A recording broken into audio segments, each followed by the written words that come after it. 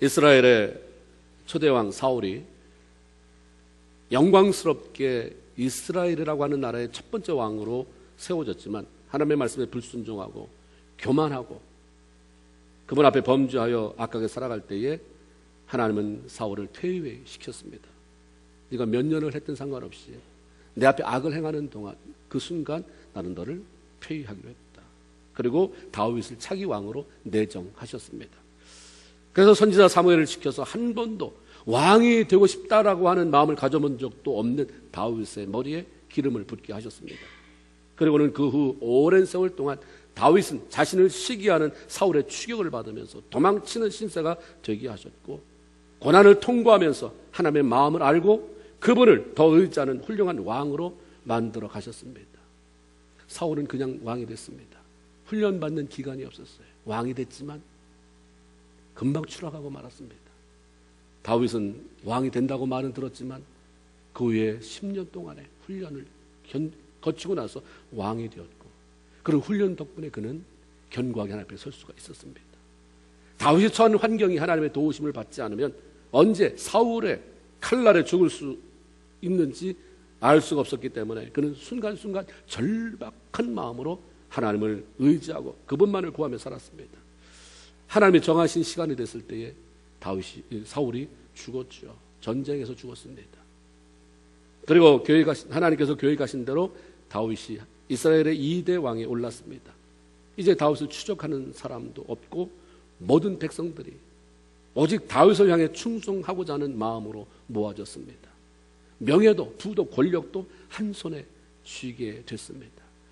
하고자 하면 못할 것이 없는 그런 왕이 되었어요. 다윗의 마음도 주변의 환경도 모두 평화로웠습니다. 이런 상황 속에서 다윗이 제일 하고 싶은 일이 무엇이었을까? 내가 2잡, 3잡 뛰면서 힘들어하는데 시간만 주어진다면, 그래서 한 잡을 뛰어도 충분히 돈을 활용하게 됐을 때 나는 뭐 하고 싶을까? 지금 돈이 없지만 돈이 많이 하나님 주셔서 많이 벌게 된다면 뭐 하고 싶을까? 집이 지금 좁아서 이런데 집이 커지면 뭐 할 것인가? 너무 힘든 시간이 있었는데 이것만 지나면 정말 하나님 앞에 충성해야지. 시간 주어지면, 돈 주어지면, 건강 주어지면 정말 그날이 오면 정말 그렇게 할 수 있을까? 지난날 사울에게 쫓겨다니면서 아주 힘들고 고통스러운 시절을 보상받고 싶은 마음에 얼마든지 사치할 수 있어요. 얼마든지 향락에 젖어들 수 있었습니다. 그런데 다윗의 모든 관심이 쏟아진 것은 하나님의 영광 위에서 그분의 임재를 상징하는 법궤를 다시 찾아오는 것이었습니다. 법궤는 언약궤라고도 불리는데 모세가 이스라엘 백성들을 이끌고 광야를 지나는 동안 하나님의 명령으로 만들어진 것입니다. 그 안에는 3가지 물건이 들어있었는데 하나는 십계명 2돌판, 만나를 담은 항아리, 그리고 아라노의 쌍난 지팡이였습니다. 이것은 단순히 물건을 넣어두는 궤짝이 아니라 보이지 아니하시는 하나님께서 이스라엘 백성들과 함께 하심을 나타내는 상징적인 그런 물건이었습니다. 그 후에 이스라엘 백성들은 이 법궤를 앞세우고 살았고, 법궤가 앞에 설 때마다 하나님은 그들의 모든 문제를 처리해 주셨습니다. 광야를 지나며 텐트를 쳐야 할 때도 이 성막과 함께 하나님이 함께 하심을 상징하는 법궤가 그들 중심에 있게 했습니다.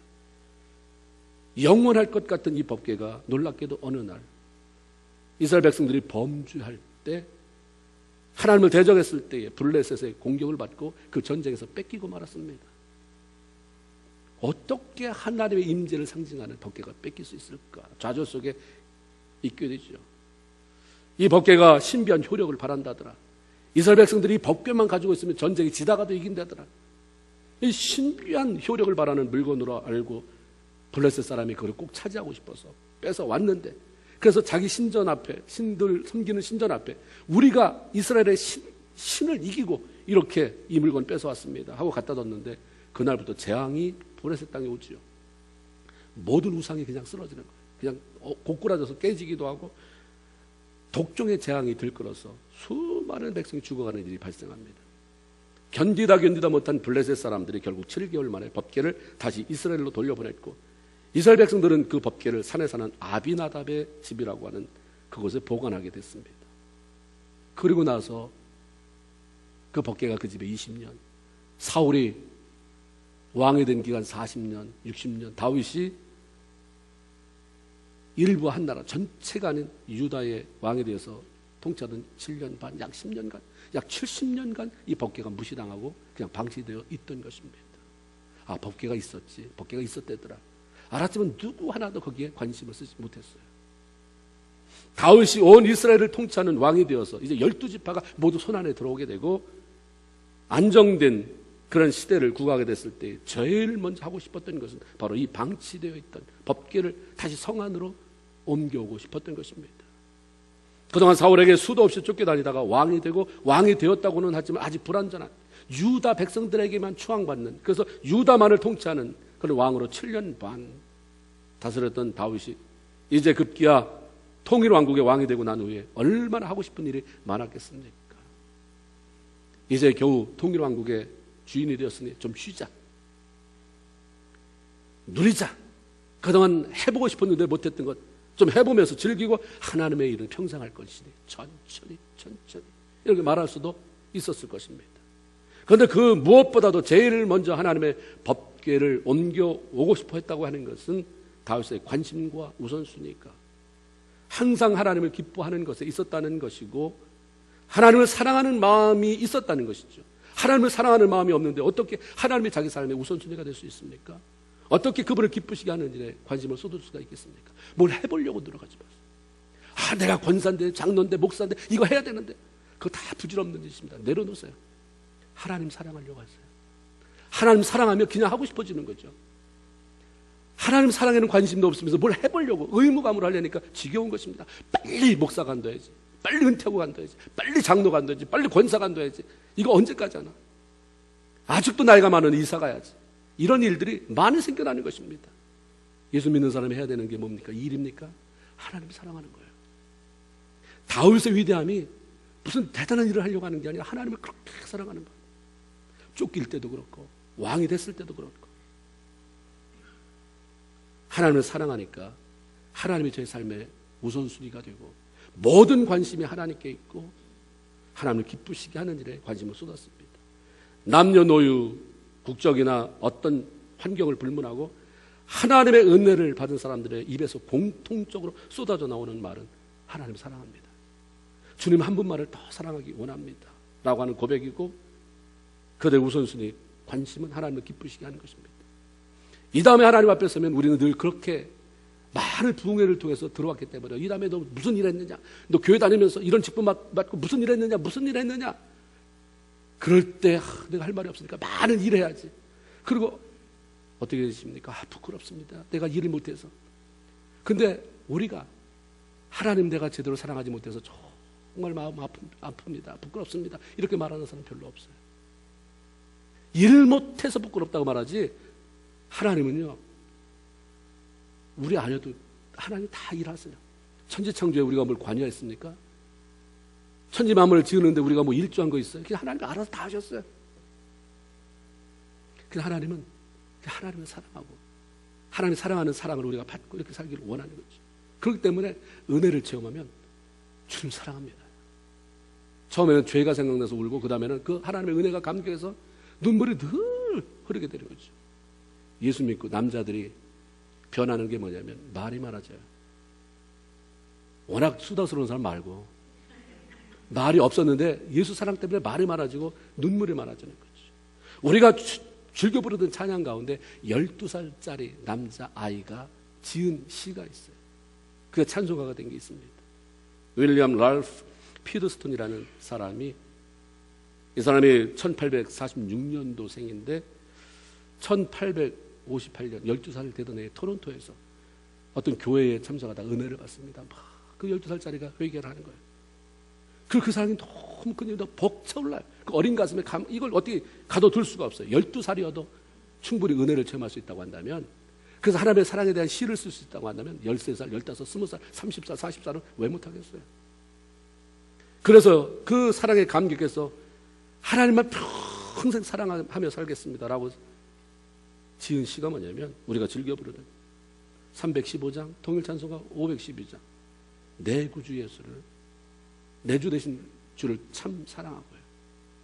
여러분 가사 좀 한번 써주세요. 이 찬양 다 알잖아요. 내 주 되신 주를 참 사랑하고 곧 그에게 죄를 다 고하리라. 그 은혜를 주신 내 예수시니 이전보다 더 사랑합니다. 우리 한번 반주 좀 해주세요. 다 아시잖아요. 한번 좀 불러보세요. 이걸 12살짜리가 은혜 받고 쓴 거예요. 사랑한다고. 내 주 대신 주를 참 사랑하고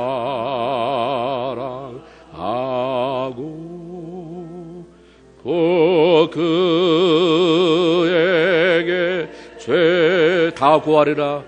다 고하리라.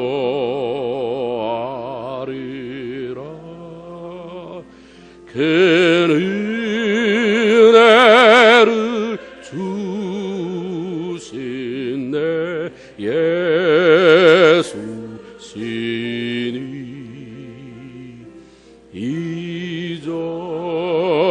이전보다 더욱 사랑하니. 2절입니다. 주날 사랑하사 주날 사랑하사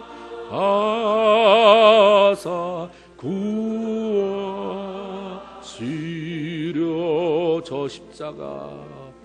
저 십자가 고난 당하셨도다.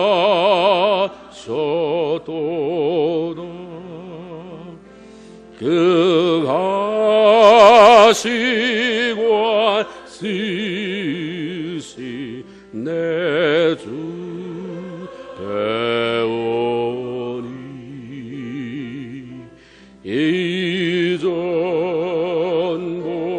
이전보다 더욱 사랑. 조금 더 빨리 우리 3절 한번 찬양합시다.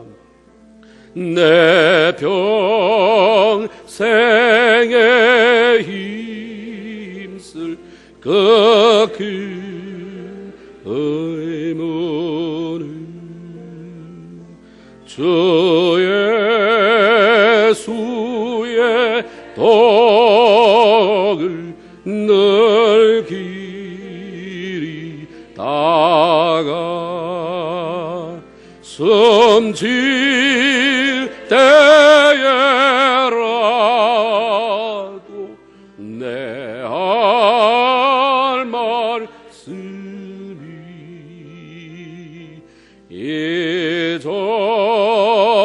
예전보다 더욱 사랑합니다. 우리 4절까지 불러봅시다. 큰 영광의 구주 날 사랑하사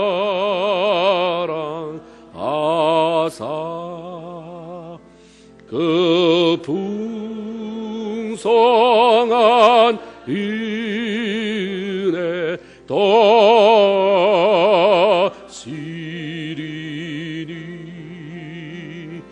그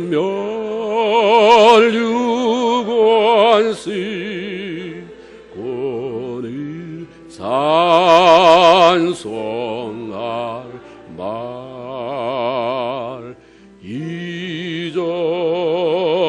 이전보다 더 사랑합니다.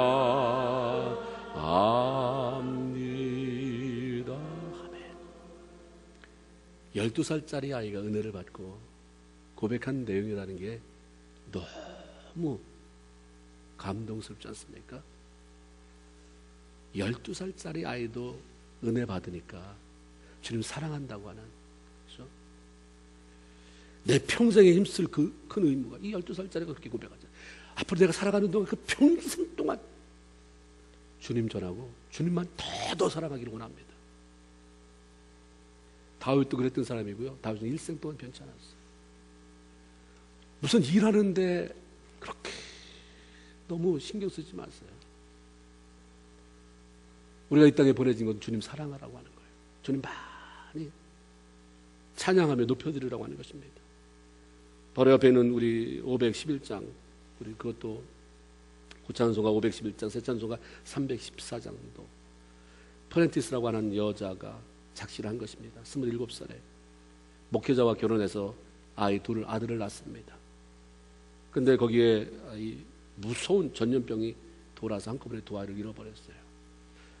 큰 견딜 수 없는 슬픔이 있습니다. 하나님, 내가 목회자를 만나서 하나님의 은혜에 감사하며 목회하고 있는데 뭘 잘못했길래 나에게 이런 시련을 주십니까? 기도하다가 하나님의 위로를 받게 되죠. 힘을 얻게 돼요. 그래서 시를 썼습니다. 그리고 덮어뒀어요. 13년이 지난 다음에 어떻게 하다가 남편이 우연히 아내의 그 노트에서 이 시를 보면서 그때 쓴 날짜와 비교해 보니까 가장 고통스러웠을 때, 아이 둘을 한꺼번에 잃어버리고 고통스러울 때 아내가 쓴 시임을 알고 하나님을 향한 고백임을 알고 감동받아서 그것을 밖으로 내놨죠. 그래서 윌리엄 허워드 돈이라는 사람이 작곡가인데 그 사람이 찬양으로 만들어서 이걸 보급함으로 말미암아 수많은 사람들에게 은혜를 끼쳤던 것입니다. 우리 찬송, 이 찬송도 한번 불러봅시다. 511장.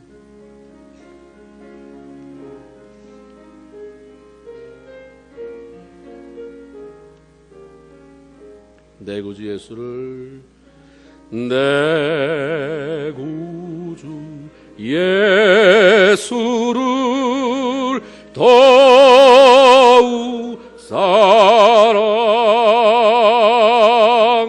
엎드려 비는 말 들으소서.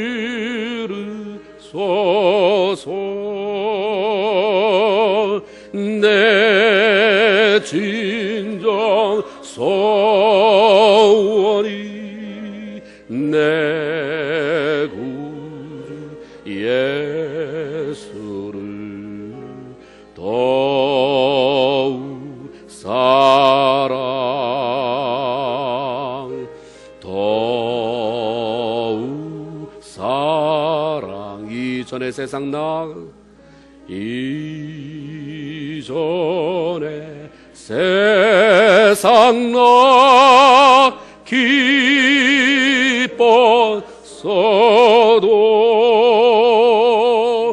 지금 내 기쁨은 오직 예수. 다만 내 비는 말 내 구주 예수를 더욱 사랑, 더욱 사랑. 이 세상 떠날 때, 이 세상 떠날 때 찬양하고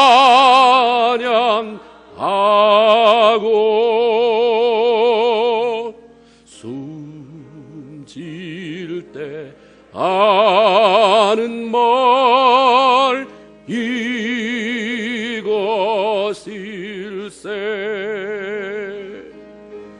다만 내 비는 말 내 구주 예수를 더욱 사랑, 더욱 사랑. 땅에 살아가고 있는 구원받은 성도들을 향한 하나님의 간절한 소망이 하나 있는데, 그것은 바로 하나님을 사랑하라고 하는 것입니다.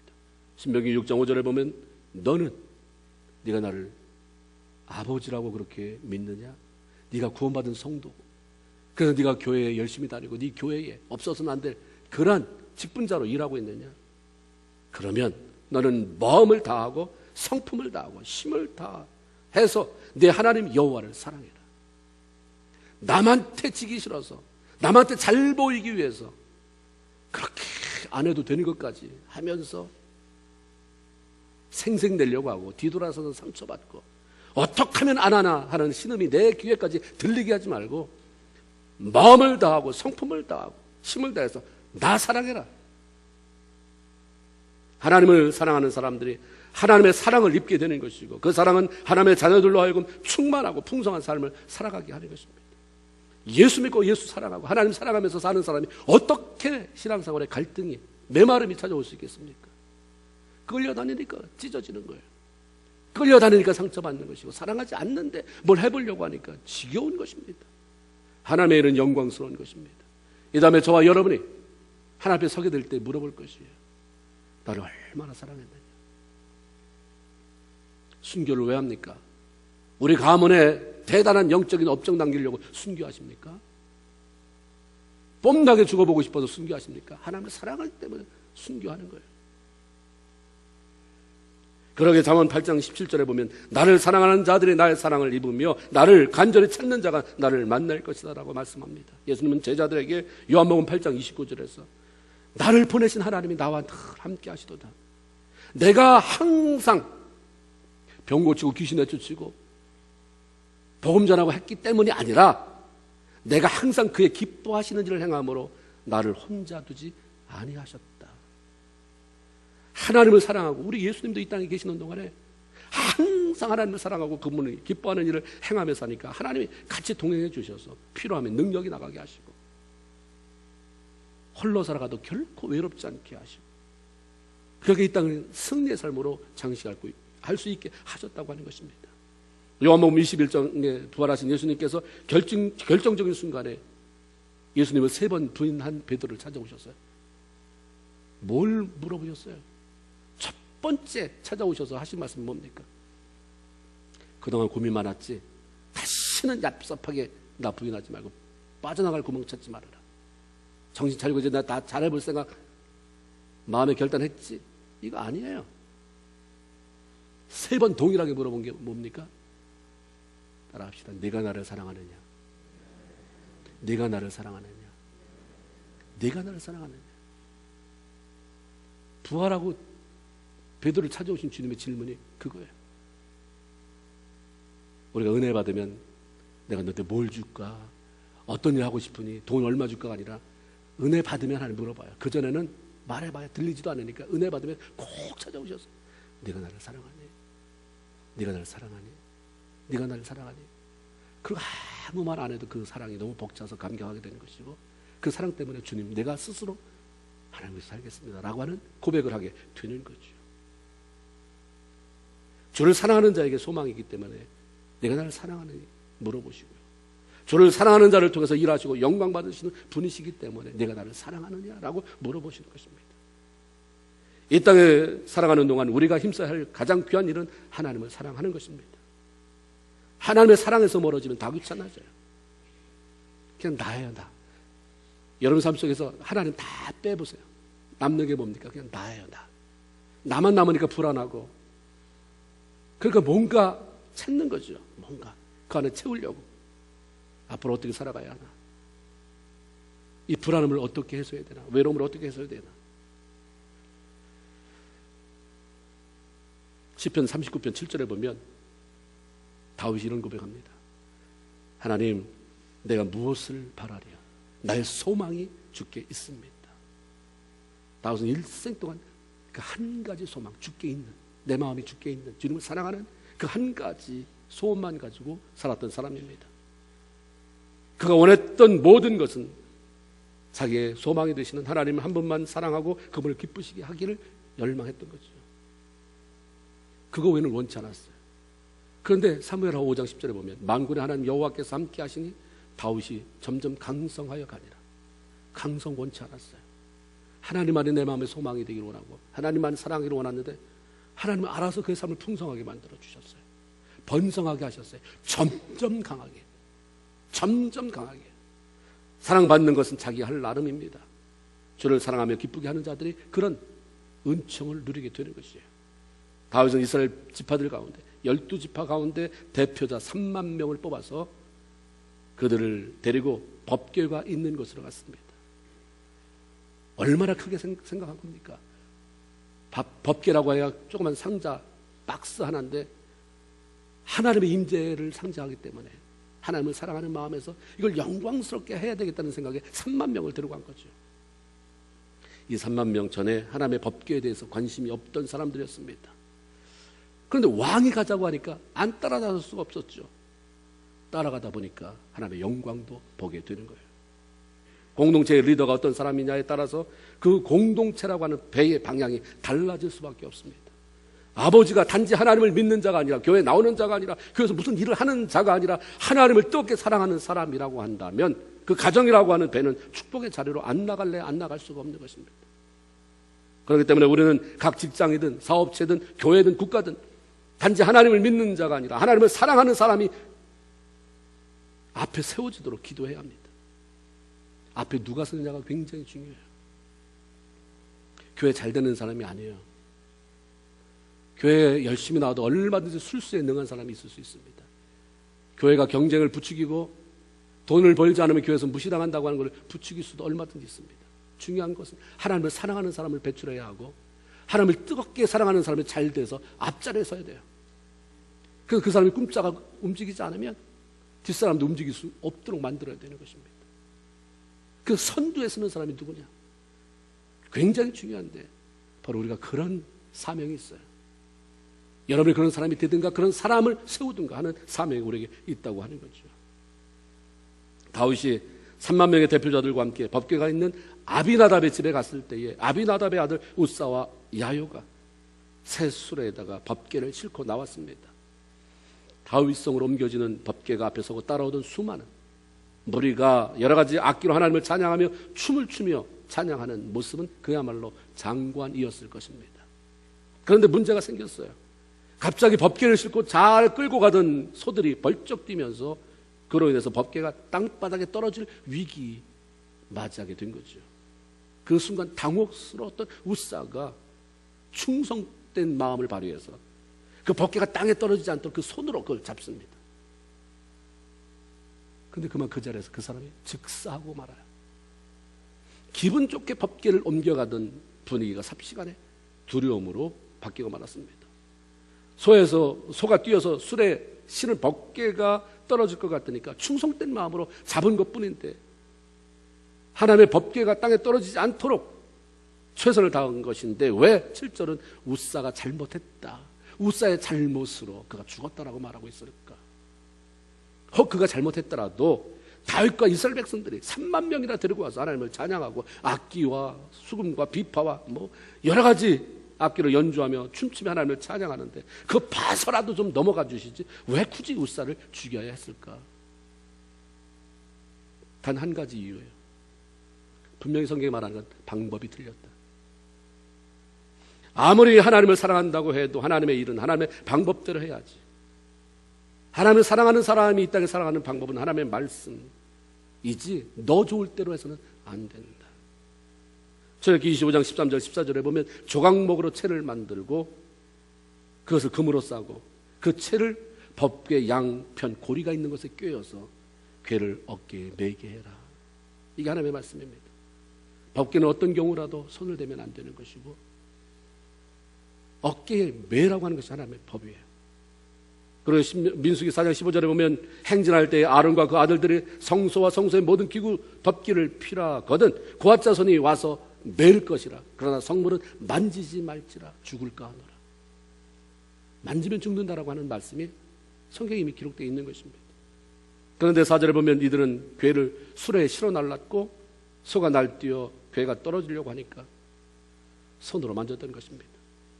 따라서 이와 같이 하나님의 매우 엄하게 법궤에 대한 규례를 말씀하셨음에도 불구하고 우사가 그것을 만진 것은 그만큼 하나님의 명령을 소홀히 여겼으며 하나님의 방법을 잘 몰랐다고 하는 증거입니다. 아무리 하나님을 사랑하는 마음에서 우리가 어떤 일을 한다고 해도 하나님께서 원하시는 방법대로 하지 않으면 의미가 없어요. 불이익을 당할 수도 있습니다. 창세기 7장 5절 노아가 여호와께서 자기에게 명하신 대로 다 준행하였더라. 출애굽기 10장 40장 16절에 보면 여호와께서 자기에게 명하신 대로 모세가 다 행하더라. 노아나 모세같이 하나님을 뜨겁게 사랑했던 사람들, 그들의 삶을 살펴보면 자기의 마음대로, 자기가 하고 싶은 대로가 아니라 언제나 하나님 말씀하신 대로, 그분의 방법대로 살아갔던 사람입니다. 아, 왜 이렇게 하시나? 이렇게 하면 더 편한데 왜 굳이 어깨에 매라고 하나? 수레에 매서 소가 끌고 가면 그 순간에 우리는 빈손으로 그냥 마음껏 하나님 찬양하면 되는데 굳이 왜 어깨에 매라고 하나? 근데 하나님은 그건 네 생각이고 내가 원하는 대로 해줬으면 좋겠다. 사도 바울도 디모데후서 2장 5절에 보면 경기하는 자가 법대로 경기하지 아니하면 면류관을 얻지 못한다. 이 따라서 우리가 하나님의 법대로 살아가지 못하면 마지막 심판자 되시는 상급 주신 하나님 앞에 아무것도 nothing이라고 하는 것이죠. 그러게 성경 말씀 없이 하나님을 제대로 사랑할 수 없습니다. 성경을 안 읽고 하나님 말씀도 안 듣고 단지 교회에 나오는 그런 사람, 어떻게 하나님을 사랑하는 사람이라고 말할 수 있습니까? 그 사랑 아니에요. 우리가 좀 정확히 직선적으로 들을 필요가 있잖아요. 하나님 사랑 안 하는 것입니다. 모르면 하나님의 방법대로 살지 못하는데 내 경험, 내 지식 이렇게 하면 좋을 것 같다. 그거 아니거든요. 말씀을 무시하고는 하나님의 방법대로 살 수 없고 하나님의 방법대로 살지 않는데 우리가 하나님을 사랑한다고 말할 수 없습니다. 어떻게 하나님이 시키는 대로 살 수 있습니까? 그렇게 살면 다 망해요. 내가 이 자리에 어떻게 올라왔는데 죄송하지만 하나님 기도했지만 나 술수 썼습니다. 술수 안 쓰고는 하나님 이 자리에 올라올 수 없습니다. 이거 할 수 없어요. 내가 이 집 못 마련해요. 하나님이 뭐라고 대답하세요? 가만히 계세요. 하나님은 나는 더 이상 너한테 할 말이 없다. 읽어라. 성경 읽어보면 알 것이고 네가 하려고 마음만 먹으면 내가 능력 준다. 네가 그것이 겁나는 이유가 무엇이냐? 이렇게 안 하면 안 된다고 하는 기준이 어디서 나온 것이냐? 네가 세상을 보기 때문이 아니냐? 네 주변에 날 사랑하지도 않는데 잘 되는 사람이면 하나님의 축복받는 것처럼 그 사람을 샘플로 삼으려고 하니까 너도 닮아가려고 하는 거 아니냐? 네 삶의 기준이 세상이니까 세상 것을 포기하지 못하니까 그런 것이 아니냐라고 하죠. 네가 마음만 먹으면 네 자리를 높여주는 자가 누구냐? 너에게 물질을 채워주는 자가 누구냐? 네 삶을 이끌어가는 하나님은 누구냐? 내가 말하지 않았느냐? 천지에 있는 것이 모두 내 것이요 은과 금이 내 것이다. 학개서에 내가 얘기하지 않았느냐? 그 나를 신뢰하지 못하고 네 술수는 신뢰하고. 이거 하나님이 우리에게 들려주시는 말씀인 것입니다. 하나님의 방법대로 하면 내가 잘못 쌓은 것을 뽑아내야 되고 부셔내야 되는 기간이 필요하지만 그 다음에 에레미야서에 뭐라고 말합니까? 내가 뽑아내고 쪼개내고 허물어내고 뽑아내고 그 다음에 심을 것이다. 세울 것이다. 다시 일으킬 것이다. 하나님의 백성들이 하나님의 말씀을 무시하고 자기 편리한 대로 하면 언제나 거기에는 문제가 생깁니다. 웬만큼 할 수 있는 것은 내가 다 해서 갖춰놨는데 결정적으로 그것을 허물어버리는 그 길을 막을 수 있는 방법이 나에게는 없는 것이에요. 수많은 사람들이 다양한 악기로 하나님을 찬양을 했다고 해서 하나님을 무시함으로 오는 책망과 진노를 무마시킬 수는 없었어요. 찬양 좋지, 다 좋지만 왜 내가 원하는 방법대로 안 하느냐? 호세 4장 6절에 그래서 이렇게 말합니다. 내 백성이 지식이 없음으로 망한다. 하나님 말씀에 대한 지식이 없어서 망한다는 거예요. 호세 6장 3절 그러므로 우리가 여호와를 알자, 힘써 알자. 뭘 통해서? 하나님의 말씀을 통해서.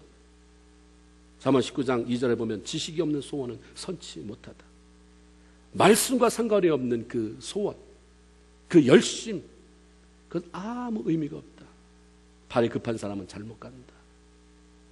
그래서 성경 말씀을 통해 하나님께서 우리가 어떻게 살기를 원하시고 어떻게 행하기를 원하시는지를 배워가야 하는 것입니다. 다윗이 소들이 뛰고 법궤가 떨어지는 것을 손바닥으로 막던 우사가 즉사하는 것을 보면서 그냥 멈췄어요. 법궤 운반을 멈추고 다시 되돌아갔습니다. 하나님의 영광을 위해서 하려고 하는 일에 사람이 죽고 두려움과 불안이 생기고 기쁨이 없어지자 다윗은 이게 뭔가 잘못됐다. 우리는 나름대로 뭘 잘해보려고 했지만 하나님 보실 때 뭐가 잘못됐으니까 이런 일을 허락하시는 것 아니냐라는 사인으로 보고 억지로 자기 계획 관철시키기 위해서 고집하지 않았습니다. 하나님 이왕에 3만 명이나 동원해서 왔습니다. 이 대표들, 이 사람들 끌고 오기가 쉽지 않아요. 이 많은 사람들 끌고 왔는데 죽은 사람은 죽은 사람이고 그나마 한 사람 죽었으니 다행이고 계획한 대로 나가게 해주십시오. 얘들아 하자. 어차피 좋은 일 할 때는 한두 사람은 희생되기 마련이다. 하면서 법계 옮기는 일을 강하게 밀고 나가지 않았어요. 아니다. 하나님의 마음이 아니다 그러면 그냥 멈춰버리는 게 이 다윗의 특징이잖아요. 여러분 같으면 어떻게 하겠어요? 돈 다 해가지고 내가 뭐 물어보지도 않고 했다가 어느 순간 하나님이 아니다 했는데, 여기에 지금 하나님 돈이 얼마나 들어갔는데 이거 여기서 아니다라고 말씀하시면 어떻게 할 거예요? 모르겠습니다. 일단 뭐 여기서 간둔다고 해도 이거 다 망하는 것이, 이 돈 다 잊어버리는 것이고, 내가 여기서 그냥 나가도 잊어버리는 것인데 나는 하겠습니다. 이게 대부분 크리스찬의 모습이고, 그래서 건질 게 없게 만드는 것이 미련한 자들의 모습이에요. 다윗이 우선 그 법궤를 오베데돔이라고 하는 사람의 집으로 메어가게 하고 자신은 돌아가서 하나님 앞에 무릎을 꿇는 거죠. 뭐 때문에 실패했습니까? 뭐 잘못됐습니까? 살피고 그 답을 찾다가 찾아냈어요. 역대하 15장 13절에 보면 다윗이 이렇게 얘기해요. 전에는 너희가 매지 아니하였으므로 우리 하나님 여호와께서 우리를 충돌하셨나니 이는 우리가 규례대로 저에게 구하지 아니하였습니다. 얼마나 대단합니까? 재수 되게 없어서 그때 망했는데 한번 기다려보자, 이게 아니라 왜 잘못됐는지, 왜 문제가 있는지. 제사장입니까? 무슨 목사예요? 다윗은 평신도예요. 왕입니다. 그냥 정치인이에요. 정치인이 왕궁을 짓는 것도 아니고 요만한 법궤 하나 옮겨오는 건데, 하나님이기 때문에 그렇게 거기에 목숨을 걸고 해보려고 하고 안 되니까 왜 하나님 안 됐습니까? 묻고 답을 찾아내고. 얼마나 대단합니까? 그동안 다윗은 하나님의 말씀을 살피면서 무엇이 잘못되었는지, 그리고 어떻게 해야 바로 하는 것인지에 대해서 해답을 찾아냈습니다. 사랑하는 마음에 열정만 있었지 하나님의 규례대로 방법대로 하지 못해서 이 지경을 당한 것이다. 하나님을 사랑하는 마음이 좋지만 하나님의 방법이 이런 것을 우리가 몰랐구나. 이걸 깨달은 거예요. 이걸 찾아낸 것입니다. 우리가 하나님을 사랑하는데도 불구하고 실패하고 있다면 그건 하나님을 사랑하지 않아서가 아니라 방법이 틀린 것입니다. 예수 믿으면서 기도해요. 자식 잘 되기를 기도하잖아요. 기도 왜 안 합니까? 틀린 것입니까? 하나님, 우리 딸이, 우리 아들이 하나님의 영광을 해서 멋지게 쓰시면 받을 건데, 날 때부터 하나님, 내 태속에 있을 때부터 하나님, 아니면 태에 있기도 전에 하나님이 기도할 때 아들 준다 딸 준다 하지 않았습니까? 이런 간증 안 가진 사람 얼마나 있겠습니까? 근데 그 엄마가, 그 아버지가 사랑이 없어서가 아니라 미련해서 편법을 쓰는 거죠. 술수를 써요. 그래서 다 망쳐놓는 그런 경우가 얼마나 많습니까? 하나님 사랑하세요. 하나님의 방법대로 사시면 하나님의 책임입니다. 아멘? 예, 아멘이 파도를 치네요. 우리가 그 배짱 가지고 살아가는 거지 뭘 믿고 살아가는 것입니까? 내가 저질러놓고 불안해서 그거 지켜달라고 하나님을 믿는 것입니까? 절대 아니에요.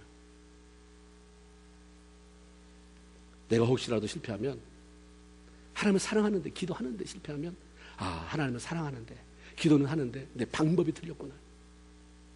하나님 사랑한다고 방법이 다 하나님 방법을 쓰십니까? 여러분 하나님 사랑해요? 여러분 사랑해요 하나님? 그 다음은 안 물어볼게요. 방법은 하나님 방법입니까? 거기 대답하기가 힘들어지는 게 이제 나오기 시작하는 거죠.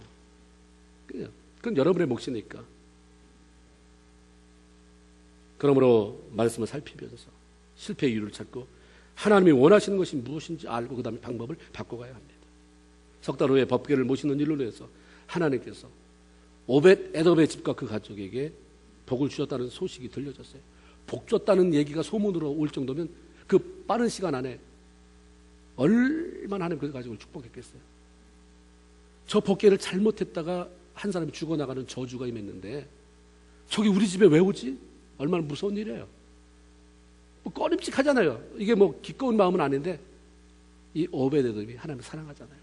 이 법궤가 뭐 하나님의 방법이 틀려서 지금 이렇게 됐으니까, 그리고 내 집에 들어오게 된다는데 웰컴인 거예요. 그냥 다른 집 찾아보세요. 이게 꺼림칙한 거 왜 우리 집이어야 됩니까가 아니잖아요. 하나님 사랑하는 마음으로 그냥 자기 집에 들여요. 근데 다른 사람이 볼 때는 저주 덩어리가 자기 집에 들어올 때는 축복 덩어리가 돼버렸어요. 하나님을 사랑하는 마음으로 만지면 저주 덩어리도 축복이 되는 것이고, 축복 덩어리도 내가 하나님을 사랑하지 않고 세상의 야심이나 욕심이나 불의를 가지고 만지면 금도 이건 돌덩어리로 만드는 거예요. 그래서 다윗이 이 소식을 듣고 사인이다. 지금이야말로 하나님이 저 법궤를 다시 옮겨오라고 하는 사인을 주시는 것입니다. 12절에 보니까 이렇게 얘기가 되어 있어요. 다윗이 가서 하나님의 계를 기쁨으로 메고 오베데돔의 집에서 다윗성으로 올라갈세. 전에는 하나님이 원하시는 방법에 무지해서 법궤를 수레에 끌고 오고 그걸 허용하고 또 그것을 만짐으로 어려움을 당했지만 이제는 확실히 알았기 때문에 12절에 그렇게 되어 있어요. 하나님의 계를 기쁨으로 메고. 고치잖아요. 금방 고쳐요. 아니다 싶습니까? 다윗의 위가 그렇게 견고해지고 그 살아가는 동안에 그 평판이 흐려졌습니까? 잘 나가다 중간에 고꾸라져서 망했다입니까? 살아있는 내내도 영광스러웠을 뿐만 아니라 지금도 다윗이에요. 이스라엘의 국기도 다윗의 별이에요. 다윗. 지금도 그들이 다윗의 가문에서 나오는 그런 메시아 다시 오기를 기다리잖아요. 다윗과 같은 왕이 나타나기를 원해요.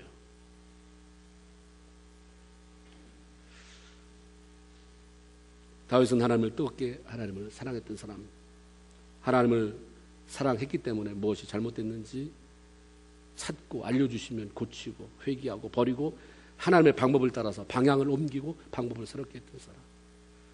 하나님을 사랑하지 않을 수가 없어요. 이것이 다윗의 장점이고 그러하여금 세월이 흐를수록 점점 더 하나님을 사랑하며 그 하나님의 손에 붙잡혀 일생을 성공적으로 마칠 수 있는 삶을 살아가는 비결이 되게 했습니다. 하나님을 사랑하기 때문에 하나님의 삶의 우선순위가 되고 삶의 방식 또한 하나님이 원하시는 대로 살아드리면서 더욱더 주님을 사랑하는 그런 사람이 된다면 여러분 틀림없이 복된 성도예요. 그리고 하나님 앞에서도 아름다운 상급이 있을 것인데 저나 여러분 동일합니다. 목사라고 다를 게 하나도 없어요. 하나님만 사랑하기를 원하고 더 뜨겁게 하나님을 사랑하는 그런 자들이 되어서 나머지는 하나님이 알아서 점점 강성하게 하는 은총 베풀어 주시는 것을 맛보며 살아가는 성도들이 되기를 주님의 이름으로 축원을 드립니다. 기도하겠습니다. 이제 한번 우리 같이 기도.